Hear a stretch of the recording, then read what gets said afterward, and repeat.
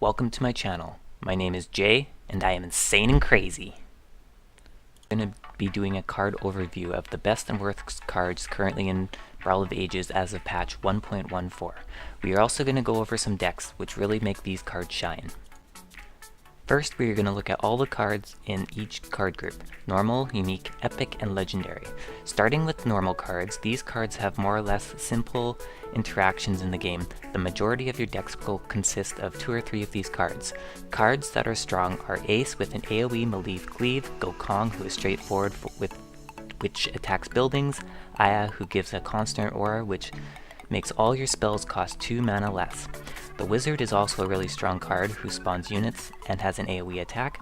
Also in this section are the first spell units such as Bloodlust, Cyclone, and Missile. Other notable units are Yeti, Imps, Golems, and the Brawler Knight. On to the unique cards. These cards usually cost more mana and more of something compared to normal cards. In this section, more of the cards are actually somewhat viable. Lady Tinder is a standout right now. She has a special ability which every 4 seconds reduces the cost of the next unit by 2 mana. This is a really strong ability because you can put down a unit every 4 seconds and get a strong push going.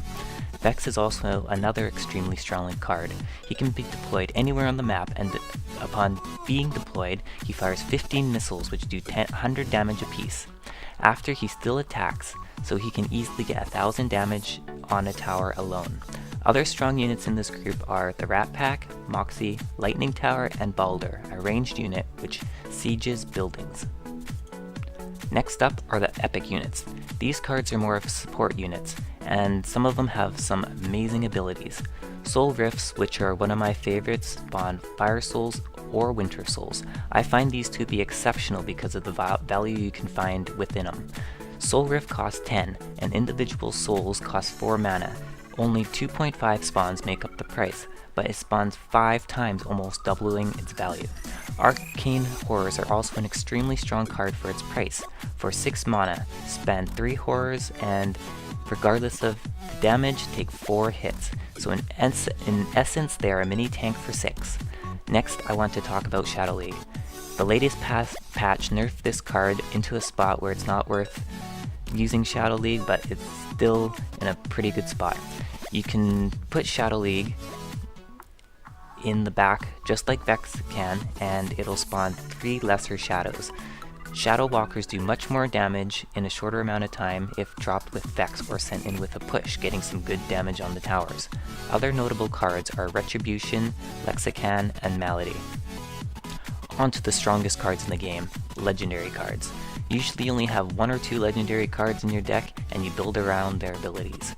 The strongest legendary cards right now are Eclipse, Treasure Goblin, and the Powder Keg. Eclipse is easily the strongest card in the game right now. A mana spell that does 300 damage, 3000 damage split between all units inside. If the enemy sends out a strong unit, you can decide to destroy that unit and do a full 3000 damage. No other spell can do this much damage. Next is the Treasure Goblin. It has 2 special abilities.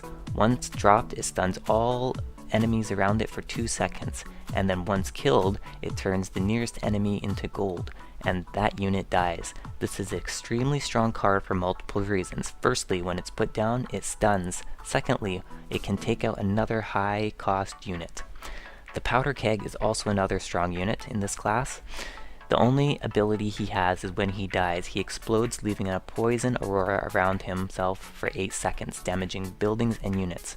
This is also very strong because if you can get yourself into the buildings, you can do quite a bit of damage. Other notable legendary cards are Krytos, Tempest, Abandoned, and the Darkspawn Gate.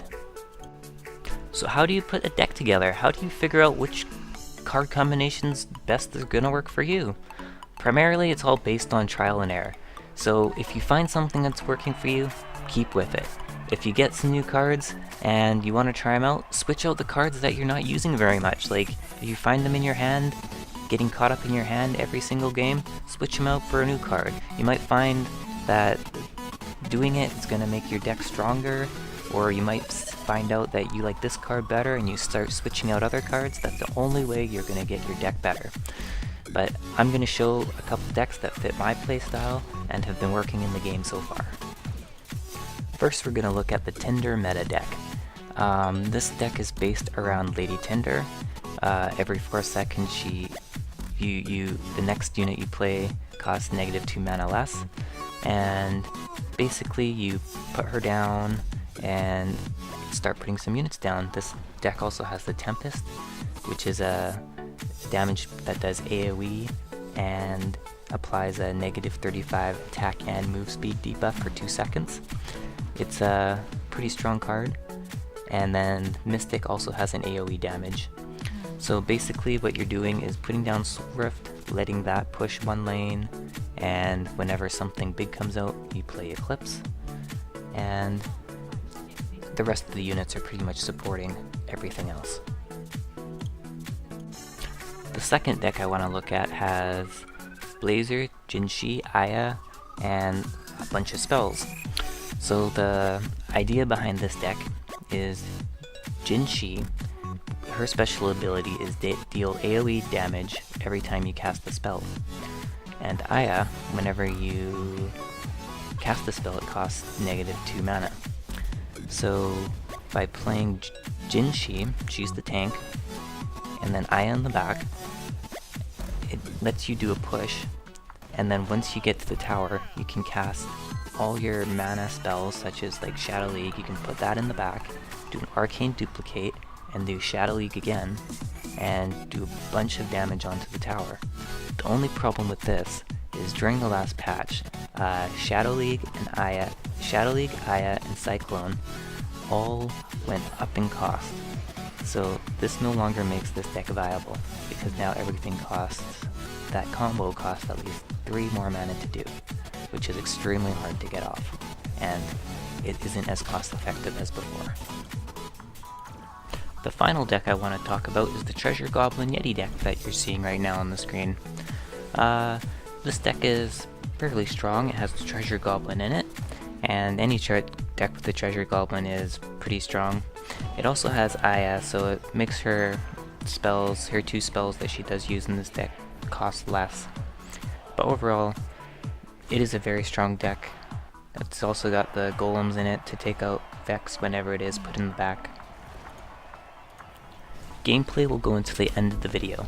Thank you so much for watching and making it to the end of my second video. Make sure you smash that thumbs up button, and if you enjoyed my Brawl of Ages card overview, leave a comment down below and subscribe to see more content coming in the coming days, weeks, or check out my Twitch channel.